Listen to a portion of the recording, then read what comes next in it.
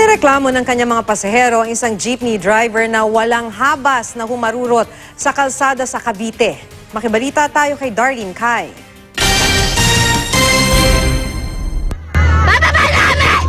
Dinig na dinig sa kuhang ito sa loob ng humaharurot na jeep na may rutang Indang Tagaytay Mendez ang mga natatarantang pasahero. Tulang! Tulang pa! Tulang! Tulang! Kuya, parang awan na! Kuya, parang awan na po! Ang mamang driver parang walang naririnig. Tuloy lang siya sa pagharurot sa kabila ng pagmamakaawa ng mga pasahero. Patayin mo na kami, ha? Didimanda ka! Napahinto lang siya nang humarang sa gitna ng kalsada ang isang tricycle na nakarinig sa sigaw ng mga pasahero.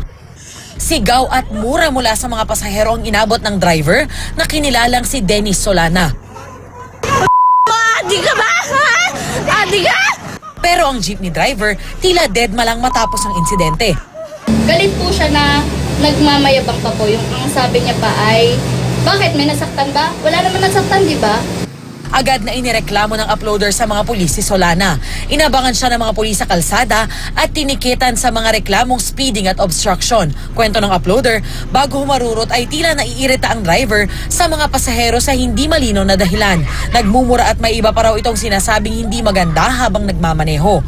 Umamin din daw ang driver na may hangover pa siya nang mangyari ang insidente. Sinubukang hanapin ng GMA News si Solana sa kanilang terminal, pero ayon sa mga kapwa niya at tsoper ay wala siya roon.